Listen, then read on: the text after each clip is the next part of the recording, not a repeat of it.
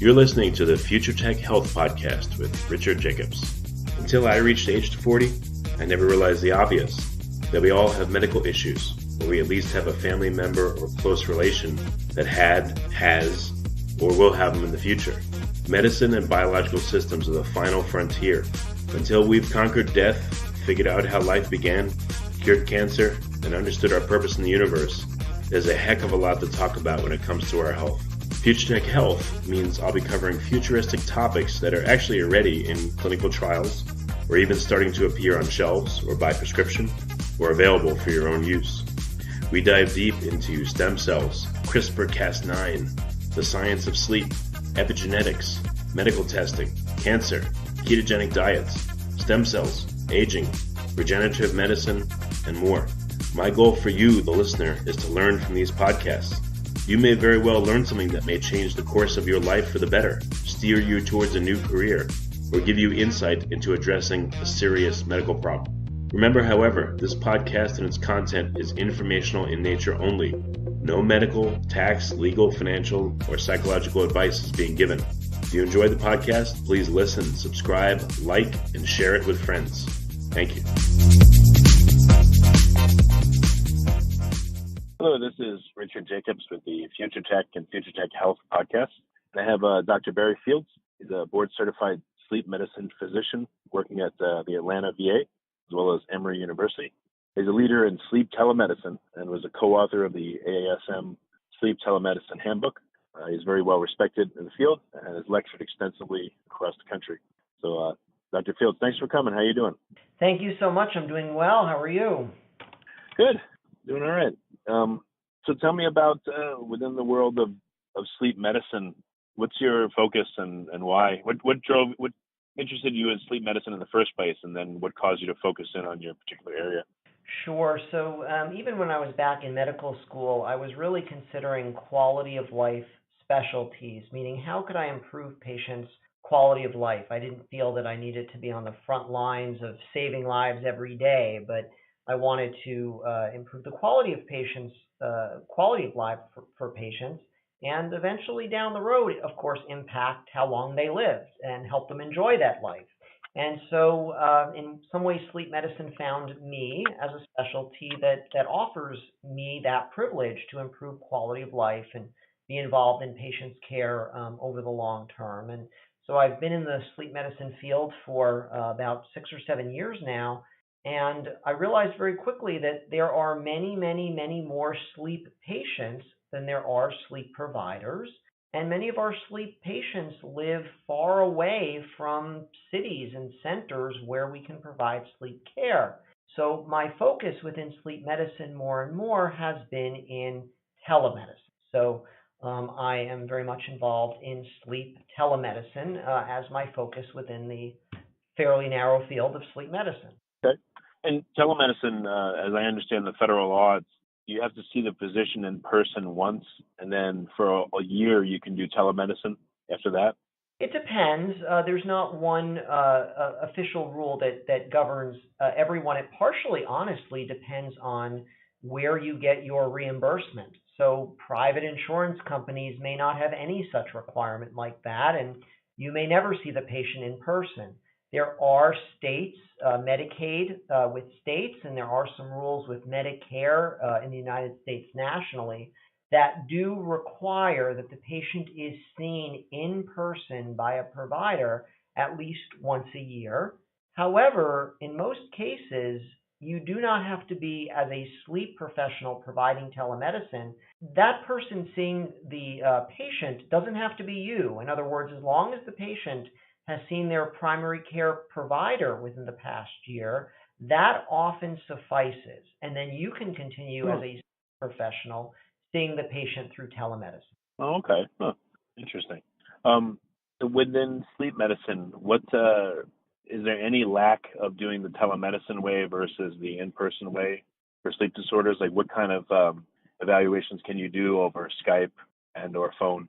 Right, and that's a great question, and many of us wrestle with the answer because based on the sleep provider, some of us have different comfort levels. I would say for something like sleep-related seizure disorder or limb movements during sleep that may have a more neurologic cause, I think there is clearly benefit to having a physical examination, at least to begin with at the intake visit.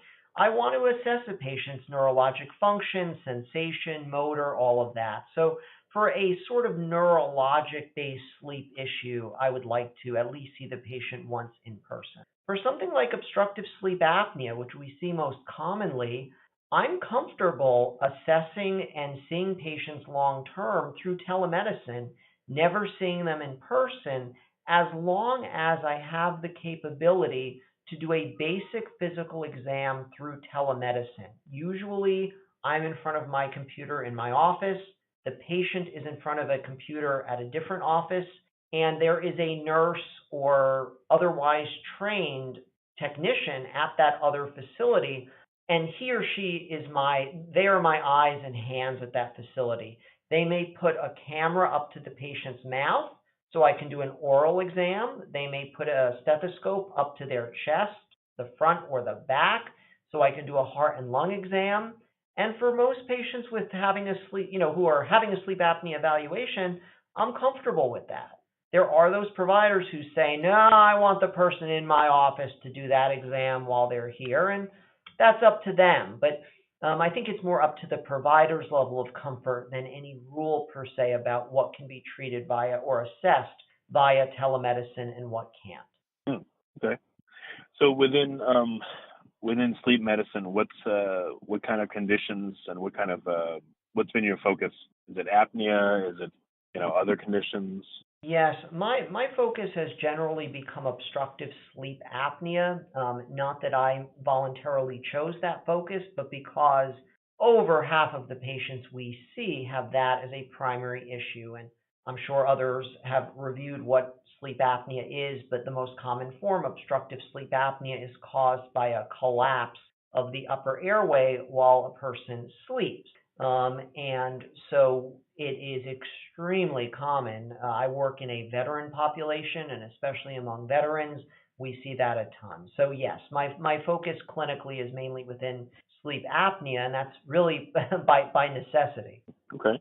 So for apnea, maybe you could just go over a quick description of what happens in apnea, and then I know some of the common items to address it are CPAPs, oral appliances, and maybe we can go into other methods for assisting with apnea if there are any that you know of. But what is apnea, just for a start? Right. So apnea literally means a stop in breathing. It's APNEA, and that part of the root word there is like pneumonia, the P, and so it has to do with a stop in breathing. That's what apnea is. The word in front of it usually describes why. So for most patients, it is obstructive sleep apnea. That is when a patient is sleeping. For whatever reason, the sides of the throat are unable to stay open, and the throat collapses. I would say it's like a tire that goes flat. Instead of a tube or a column of air, the sides come together, and the person basically strangles themselves from the inside. And they run out of oxygen. Patients run a higher risk of stroke, some heart conditions as well. Sugars can remain elevated because of this constant collapse of the upper airway.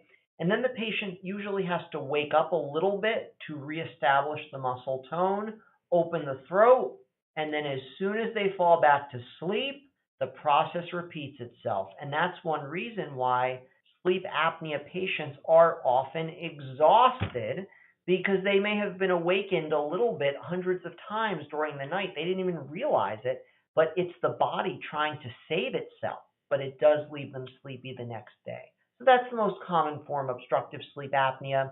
Some patients may have central sleep apnea, where for whatever reason, the brain is not sending the signal to breathe, and the person is sort of in a state of suspended animation for a few seconds to a minute, until finally the brain does kind of pick up the breathing signal a bit and send that signal to the diaphragm and other parts of the body. So those are the two main flavors of sleep apnea. But the first, the obstructive sleep apnea, is certainly a lot more common, and it can be potentially very, very dangerous. Yeah, what's the incidence of sleep apnea in men and women, and at what ages does it tend to happen more often? Yeah, so in general, the 35,000-foot view is that sleep apnea, especially obstructive sleep apnea, is more common in men than women, and it gets more common as we age. So in men who are above the age of 50, there could be 15 to 20% of men having moderate to severe obstructive sleep apnea after the age of 50 who just don't know it. And in women, about 9 or 10%. So still a very large prevalence of people walking around and sleeping with obstructive sleep apnea who don't even know it. And I think those numbers are only continuing to climb. Those numbers have increased since I was in training only 7-8 years ago. So they've really climbed quickly. Okay. So what are some of the ways to treat sleep apnea when people have it? Well, the most common way you had mentioned before is CPAP, which is continuous positive airway pressure, or CPAP. Basically, going back to the analogy I used earlier, think about a tire going flat. If your throat has gone flat like a tire going flat, how do you blow up a tire? Well, you can't just open your mouth and expect it to inflate, just like you can't expect a tire to inflate when you take the little cap off. You have to add pressure. You have to push air in to inflate a tire that's flat. And similarly, you have to push air in to inflate a throat that's flat. So people put a little machine on their nightstand, the CPAP machine. It sucks air out of the room through a little filter. It pushes the air at a prescribed pressure setting through the tube and into the mask. The person has a little mask on their nose or around their nose and mouth, and it pushes the air gently into their throat, just like blowing up that tire, which keeps the airway stented open. It's like a pneumatic splint. And for most people, that's all they need. They just need an open airway, and they breathe just fine. We do not even add oxygen. It's just the room air's oxygen. They breathe very well through that. The CPAP machine is not breathing for them. It is not like a ventilator. It is just opening up the airway, creating a pneumatic splint, and the person can breathe quite well. And that is the most common and generally the most successful method, and really least invasive way of treating obstructive sleep apnea. Other ways. Yeah, I've heard about oral appliances and again other ways. So what other ways do you know of? Yes, so oral appliances are also very commonly used, and they can be very, very effective, mainly in people with milder or moderate sleep apnea. The person puts in the oral appliance like a mouth guard. The oral appliance actually pushes the jaw forward by pushing on the back teeth. So you have to have decent teeth back there to push the jaw forward, which brings the tongue forward and out of the way of the upper airway. So the upper airway is not as likely to collapse. The tire is less likely to go flat if you're pulling out on the tongue and the soft tissues. So people, as I said, with milder forms of sleep apnea can use that quite successfully, and then they don't have to have the CPAP machine. Other people pursue surgery if there's a lot of upper airway tissue in the way, like tonsils or adenoids or other tissues that can get in the way. Surgery can be done. Surgery can also be done to bring the mandible, or that's the jaw, forward and again out of the way of the upper airway. And there's even now a hypoglossal nerve stimulator. It looks like a little pacemaker, where you can get a pacemaker-looking device put in your chest. It will stimulate the nerves at the base of the tongue and cause the tongue to protrude or push out. And if you're keeping the tongue out, it's out of the way of the upper airway. And it's certainly more invasive than some of the other methods that I've mentioned, but it can work in many people to open up the collapsed upper airway. So a number of direct options to treat the sleep apnea that exists. What about Are there exercises you can do to strengthen the tongue and the tone of your oropharynx and all those areas? So there have been people who have been studying this. I have not found a particular method that works well and has an evidence base behind it. There are individuals who specialize in this sort of myofascial therapy to essentially retrain some of the muscles of the throat and the jaw. They report good results. I just haven't seen them in many of our scientific journals. So I think that may be an area of future development, but there is not one training strategy that I encourage for my patients because I just don't know of an evidence base to suggest it. Okay. What percentage of people are able to deal with the CPAP or an oral appliance? I mean, does this help most people, or is there a significant number that are resistant for some reason to these treatments and it doesn't work for them? That's a fantastic question. So there are significant numbers of people, as with any significant therapy, that may be intolerant. The exact numbers are hard to pin down. One way that I ask my patients to think about it is if I give 100 people a CPAP machine, about 25 of them will love it right away and use it with no problem. About 50 of them will have trouble at first getting used to it, but then will be able to use it quite well. And then there are going to be 25 people who simply never get used to CPAP. And then we have to pursue some of these other methods of therapy to treat them. That's generally a guide that I provide to patients. It's really hard to pin down the numbers. There is good data that oral appliances are better tolerated long-term by people. The problem is oral appliances generally do not treat sleep apnea as well as CPAP. So it's a little bit of a trade-off. Would you rather a larger group of people use therapy that's not quite as good, or potentially a smaller number of people use therapy that's excellent?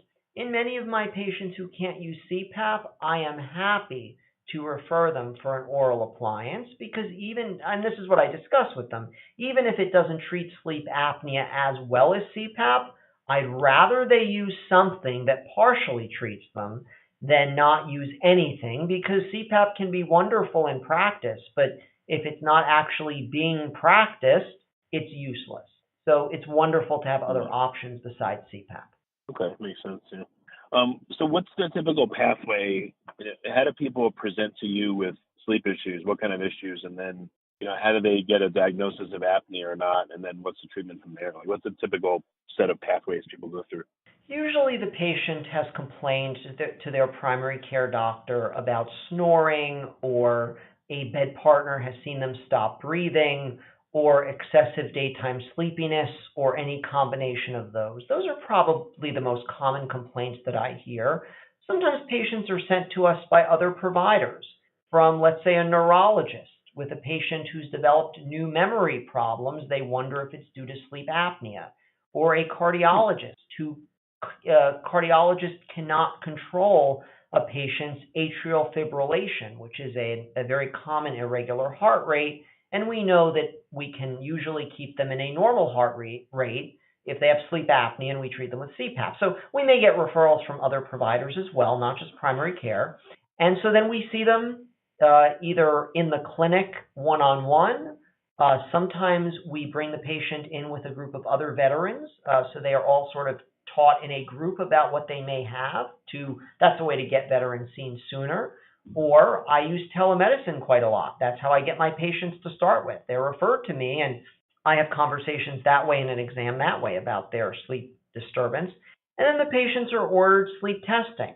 That can either be home sleep testing, where the patient uses a device at home, especially if they're a healthier patient, or it's a more slam dunk diagnosis. It's sleep apnea. We just need a test to confirm it.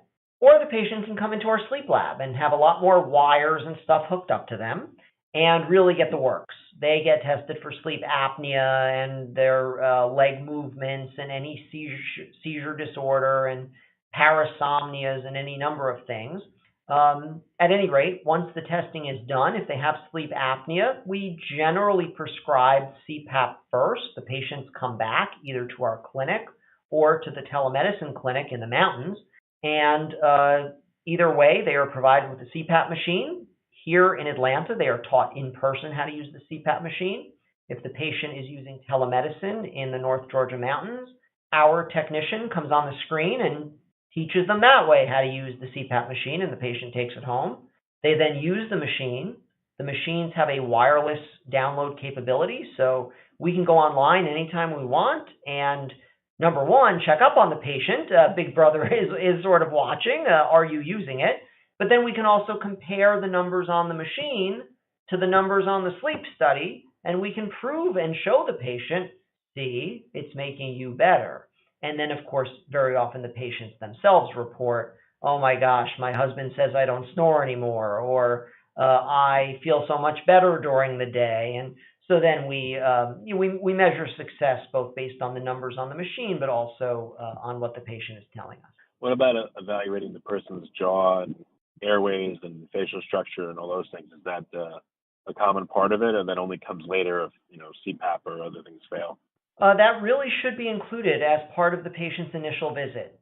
We want to see what their upper airway looks like. We certainly want to see if there's anything obviously obstructing the upper airway. When I first see a patient, especially in person, I get a sense of their jaw mobility, because if they can't move their jaw forward, or they have TMJ, temporomandibular joint dysfunction, where they have pain up in that joint where your jaw connects to your skull, they're not going to be very good candidates for oral appliance therapy later on. So if I can identify those patients from the beginning, I can put in my note to remind myself, if CPAP doesn't work, oral appliance therapy is not the next step because of my exam. So yes, an upper airway exam and a facial exam, jaw exam is a very important first step in the assessment of our sleep patients. Okay. So, if you look at apnea, what when you see clinically, what do you see as the causes? Is it, what predisposes people? Is it being heavy? Is it just being older? Is it having airway problems? I mean, what are the things that push people in that direction? Right. So great question. And you listed off several of them. So apnea is the airway collapsing is the common endpoint of several things. In many people, it is extra weight. When we gain weight everywhere. We gain weight in our tongue. We gain weight on the sides of our throat and in the tissues of our throat. If you do an MRI, you'll actually see fatty tissue building up in the tongue with weight gain. That makes all of those tissues heavier. And when tissues are heavier, gravity is gravity. And when you lay down, especially on your back, your tongue, your soft tissue is all more likely to fall back into the airway and you choke yourself. If you still have your tonsils that are large, same thing. They fall back into the airway. So obesity is a major risk factor. Large tonsils, even in a relatively slender person, can certainly obstruct the airway. And then we also think about genetics. So there are some individuals who are genetically predisposed to having collapse of the airway. In other words, their airway muscles were simply, some people's upper airway muscles simply are not as strong as others, and they are more likely to collapse into the upper airway, independent of weight. There are people who weigh over 300 pounds who do not have sleep apnea. There are people who weigh 100 pounds who have horrible sleep apnea. So it's more than just weight, it's also genetics. Some of that also leads into region of origin. There are many individuals in Eastern Asia who are quite slender but have obstructive sleep apnea. It is the facial structure of some East Asian people that makes them more likely to develop the disorder. So those are all various factors that can lead to the development of sleep apnea. What can make it worse night to night? If you drank a lot of alcohol before bed, your muscles will be even weaker and they'll collapse. If you took some sleeping pills before bed, depending on the pill, they may make your muscles weaker and your upper airway will collapse. So there are different temporary things that can exacerbate a baseline sleep apnea situation. Well, there's a lot to it. Okay. So are there different, so if someone's having a problem, they're having like excessive daytime sleepiness, or, they're being told by their partner they're snoring or choking or those kinds of things. Is the first step the best first step to get a sleep study, or is it better to go to a sleep doctor such as yourself first and then do a more overview, evaluation of everything before a sleep study? We generally recommend a visit with us first. Sleep studies can be very useful, but in some cases they're really not. I've had patients come in and say, I need a sleep study. And when I do a more thorough physical evaluation and also just interview with the patient, it turns out that really they have no symptoms of sleep apnea. Their symptoms are of insomnia. They don't sleep well because the TV is blaring at night or whatever. And so for insomnia, you don't need a sleep study. I always say to a patient, I don't need a sleep study to tell me that you're not sleeping. You told me that. And then we can intervene on the insomnia without having to go down the route of a sleep study. And that happens fairly commonly. So I think if possible, it's always better to have a consultation with a sleep provider first. But in some cases, that just isn't possible. And given how many people have undiagnosed sleep disorders, I think sometimes it's just more important, get the study done, find what's there, and then treat it. But if I had my choice, it would be to have them come in first through usually a referral from a person's primary physician to a sleep specialist to get that initial clinical consultation and maybe save you some steps later on. Okay. So what do you see as some of the new technologies coming out to combat sleep apnea or help people with it? Well, there is increasing attention being paid to the musculature of the upper airway. So the new technology that came out a couple of years ago is what I described, where we can stimulate the nerve to the tongue to keep the tongue out of the way of the upper airway. There is new technology that just came out that actually stimulates the diaphragm, which is the muscle that pushes up the lungs and helps you breathe. In patients with that central sleep apnea that I mentioned earlier, where the brain is not sending a signal to the diaphragm to breathe, there is now an implantable device that stimulates the diaphragm. It's actually called a phrenic nerve stimulator, and it can, at least on one side of the chest, cause the diaphragm to rise and therefore cause a person to breathe who otherwise would not have gotten that signal from their brain. So that is really new technology. Where a lot of research is focused now and hasn't come yet, sort of the holy grail or one of the holy grails of sleep medicine, is a pill. Wouldn't it be nice to have a pill?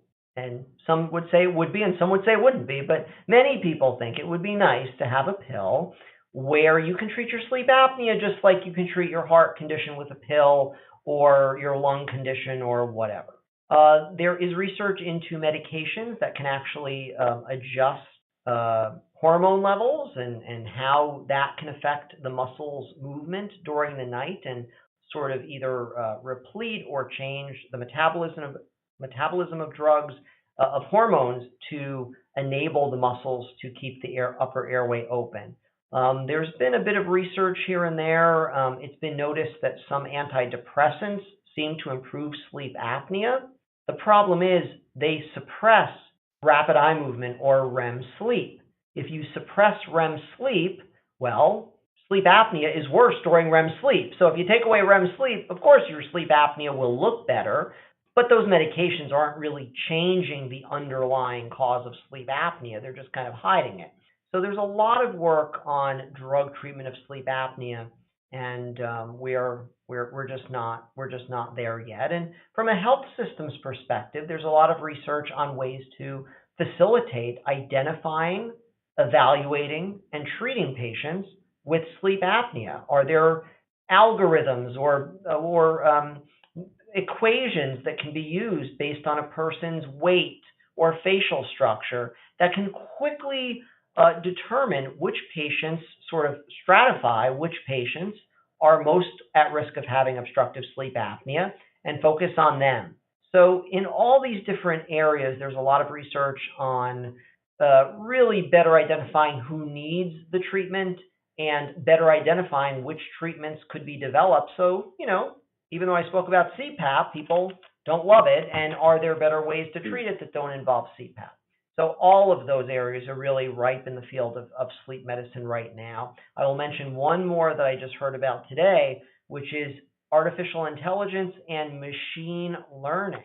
Can we teach machines to read sleep studies more quickly, identify patients more quickly with obstructive sleep apnea, and in a more automated fashion, get these patients treated rather than waiting for when a physician or other healthcare provider is available?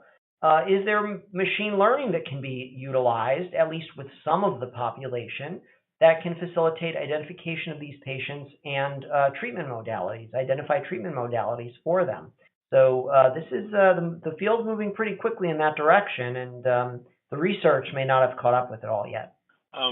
Clinically, what do you see as the short-term consequences of apnea, and then what are more of the long-term ones? And is this changing? Is this evolving? Just to give people a reason if they feel like they have apnea or if someone's telling them that they have it to get treatment sooner rather than later. What are some of the consequences of having it? Sure. So I'm usually pretty blunt with my patients, especially those with what we know is severe sleep apnea, but they're not using treatment, CPAP. I say to them, basically, CPAP, if it's really significant, severe sleep apnea especially, it will kill you either in the short term or the long term. So how it will kill you in the short term is it will cause progressive sleepiness so that you will fall asleep at the wheel and potentially kill yourself on the road by crashing into someone else or into a guardrail or something like that. In the longer term, obstructive sleep apnea can kill you because we know even if you control for other risk factors, the risk of stroke or death is higher, especially with moderate to especially severe sleep apnea. This is research that goes back to 2005 at Yale, and it's been replicated since then. So stroke and all causes of death are higher with untreated severe obstructive sleep apnea. Patients with severe obstructive sleep apnea are more likely to stay in that atrial fibrillation, that funny heart rhythm, which has its own issues with elevated stroke risk, potential if the heart goes too fast, you can have a heart attack. So whether it's sooner or rather it's later, obstructive sleep apnea, especially if it's severe, will kill the individual. Of course, there are other reasons to use treatment as well. You don't want to be walking around sleepy all the time. There are spouses who will not sleep in the same bed because of the snoring. Well, if you want to treat both the patient and their spouse, the patient should use CPAP and the spouse will sleep better too.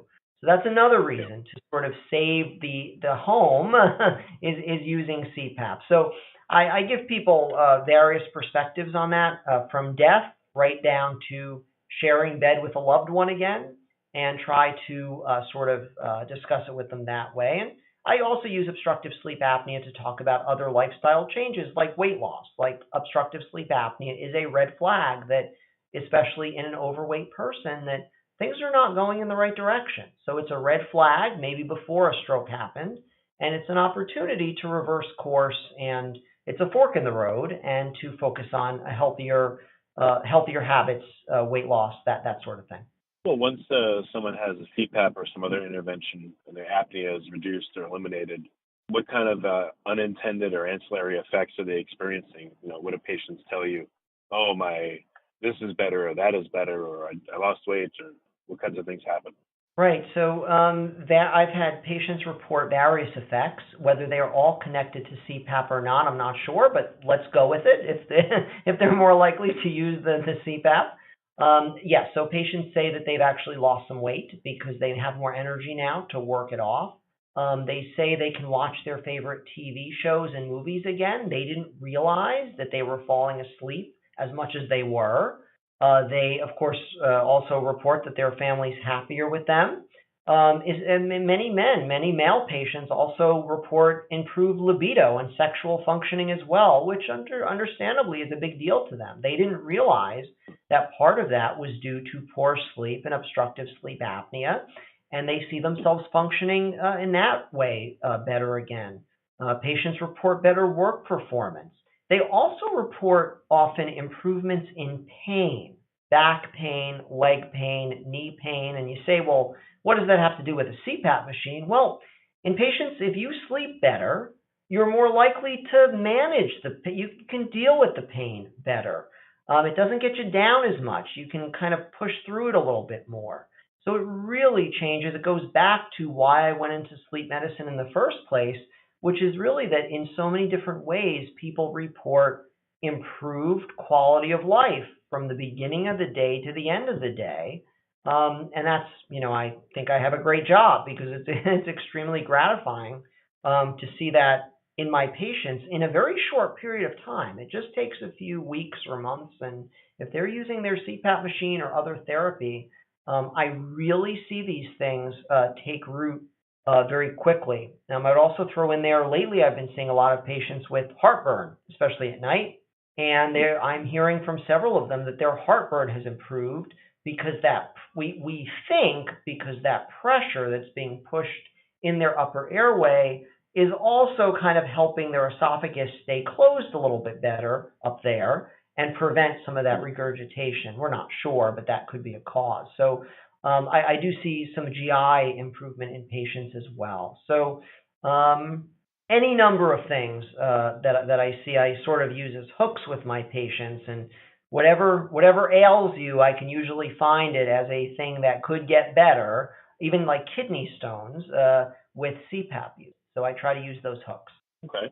And then when using a CPAP, do they have to sleep on their back, or they can sleep on their sides, or does it limit them in any way? They can sleep usually in any position except they can't sleep with their face directly into their pillow because they do have this mask on. It usually prevents that, although you can argue that they shouldn't be smothering themselves anyway. But no, people can sleep on their back. In fact, many people with sleep apnea used to sleep on their back, but their sleep apnea got worse on their back, so they've been sleeping on their side, causing neck issues and back issues, and they love it. They say, now I can sleep on my back again. So that's the CPAP machine keeping their throat open. So they can sleep on their back again too. So really any reasonable position is fine for patients to sleep in. And the CPAP, is it constantly blowing air into them, or is it blow air and stop and blow air and stop? No, it is by definition continuous positive airway pressure, so it is continuous. Some machines will blow more or less air depending on the need. There are bi-level machines depending on where the patient is in the respiratory cycle. They may not give as much air at times, but they're always on. They're always pushing air, and that's the benefit of the treatment, which is that the air is always getting pushed in whether the patient breathes in or breathes out. Well, when they breathe out, do they have to fight against the incoming air, or is it not nearly that much? That's a great question. Most patients, yes. The short answer is yes. It's all fun and games. When you can breathe in and the air is pushing in, great. But when you have to breathe out against the same air pushing against you in, I don't know, that seems really uncomfortable to me. Most patients on CPAP do not complain of that. I think it's because the pressure is relatively low enough that they can still breathe out quite easily against it. There are patients who report trouble with that, and then we may change them to the bi-level therapy or BPAP therapy that I briefly mentioned, where the machine knows when you're breathing in and it pushes in hard, and it knows when you're breathing out and it still pushes in some air, but it kind of backs off to make it easier for you to breathe out.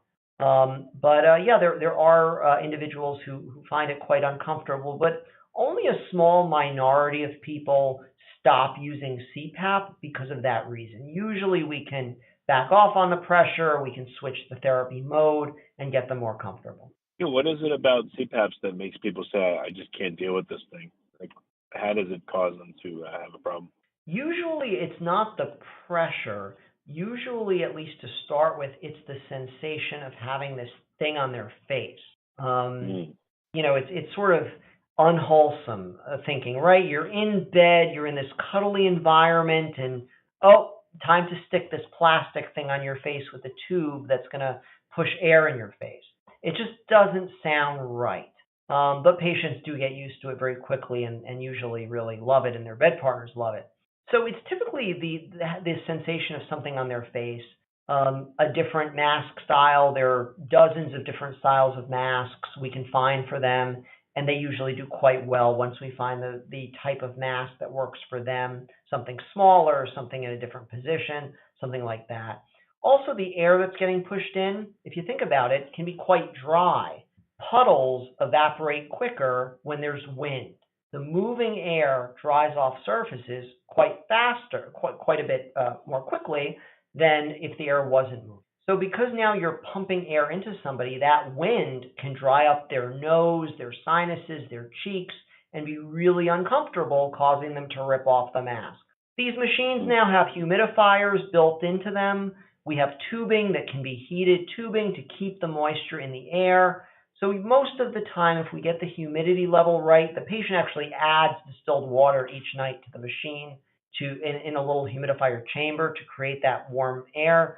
Usually, if we can increase the humidity to the mask and therefore into the mouth and throat, the patients are more comfortable. If they're still a little dry, we tell them keep some water by the bedside. If they wake up, take a quick drink and put the mask back on. Yes. And I've heard there's a process of titrating CPAP. What does that mean? Titrating is simply finding the correct pressure for the patient. And classically, that's done in the sleep lab. We bring the patient in for a night in the lab, hook them up with all the wires. They go to sleep with a CPAP on. And then in a different room, our technicians can remotely change the CPAP pressure to overcome the sleep apnea. So if the patient is set at a CPAP level of 5 centimeters of water, but the tech sees that they're still stopping breathing, they'll turn the dial and they'll get 6 centimeters of water. And if they still stop breathing, the tech turns up the dial and they get 7. So basically the tech is seeing in real time what pressure is needed to treat the patient's sleep apnea. And that's a titration. You're titrating up or down in pressure to essentially defeat the sleep apnea. And that's what a titration is. We do have devices now that are self-titrating, so many CPAP machines are set on an automatic mode. The machine detects automatically if there's not enough pressure, and it will kick up the pressure to a higher level automatically. And many patients do beautifully with that, and we never have to bring them into the sleep lab. And have you spoken to anyone, or have there been studies on people that have used CPAPs for a very long time, more than 10 years, let's say? Yes. So we have many patients. I just actually have seen patients within the last week who have been on CPAP for 20 and 25 years. Actually, many of them in my telemedicine clinics. They've gotten outside sleep studies and they got a CPAP machine and now decide they want to be seen through the VA, but they don't want to travel all the way here into the city. So I'll see them through telemedicine. And they've been on CPAP since the early 90s. And they are amazed at how machines have changed. They're quieter, they're more comfortable. Masks are totally different than they were back then. It's a hot industry, so there are many companies producing different masks. And so many of these patients utilize that. If a patient is doing well on their current machine, they report feeling well, and I download from the machine and their numbers look good. To me, even if if their last sleep study was 20 years ago, if I have no reason to repeat a sleep study, I don't repeat a sleep study. If the person is having new symptoms, or I'm concerned that they may have developed a different type of sleep disorder, or the numbers on the download just don't look good, then I have a very low threshold to bring them into the lab because it's been so many years. But otherwise, most of these patients do very well. They may gain weight. We can turn up the pressure automatically or by titration on the machine manually, and they do really, really well. Okay, excellent. Well, there's a lot of great info. What's the best way for people, if they're local to you, to talk to you and ask for help? And then if people aren't local, what are some resources? Sure. So I am based at the Atlanta VA Medical Center and Healthcare System. So if a person is a veteran, that would be the first thing. If they're not a veteran, I wouldn't really see them. We have other resources in the community, multiple health systems here in Atlanta. In the VA health system for any veteran, whether it's in Atlanta or not, the first step is their primary care provider who puts a consult into sleep medicine, and that's how they get to us. And really, that's outside the VA system as well. Usually it is notifying a primary care physician that I have these symptoms. And usually it's very helpful to say specifically, I would like to get checked out for a sleep disorder, or I am worried I have sleep apnea, I would like a sleep study. Primary care physicians are fantastic. They do so much. They have a ton of stuff they need to cover in one visit. And unfortunately, the sleep may get pushed off to the side. So if individuals are concerned about their sleep, they need to assert that to their primary care provider to ensure that the provider knows this is a big deal and needs to be investigated further. So as always, though, whether inside the VA or outside the VA, I think the primary care doc is a great start, and in some cases, they may just need a little nudge. Okay, well, very good. And then, like we mentioned before, if someone's not local to you, but they are a veteran, they can still see you through telemedicine probably, right? Well, if they can see me via telemedicine if they are in the state of Georgia, affiliated with the Atlanta VA, but in many other states, in VAs across the country, there is a telemedicine option. So if your local primary care doctor or provider is referring you for a sleep evaluation, and you prefer that sleep evaluation to happen via telemedicine, best to let them know so they can put that in the consult. So if telemedicine is available where you are, then they will be able to actually reach out to you that way from another VA facility, even if it's not just here in the state of Georgia. Okay, excellent. Very good. Well, thank you for coming on the podcast. I really appreciate it. Thank you so much for your time. Thanks a lot.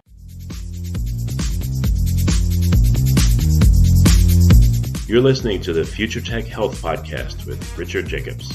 Until I reached age 40, I never realized the obvious, that we all have medical issues, or we at least have a family member or close relation that has, or will have them in the future. Medicine and biological systems are the final frontier. Until we've conquered death, figured out how life began, cured cancer, and understood our purpose in the universe, there's a heck of a lot to talk about when it comes to our health. Future Tech Health means I'll be covering futuristic topics that are actually already in clinical trials, or even starting to appear on shelves or by prescription, or available for your own use. We dive deep into stem cells, CRISPR-Cas9, the science of sleep, epigenetics, medical testing, cancer, ketogenic diets, stem cells, aging, regenerative medicine, and more. My goal for you, the listener, is to learn from these podcasts. You may very well learn something that may change the course of your life for the better, steer you towards a new career, or give you insight into addressing a serious medical problem. Remember, however, this podcast and its content is informational in nature only. No medical, tax, legal, financial, or psychological advice is being given. If you enjoyed the podcast, please listen, subscribe, like, and share it with friends. Thank you.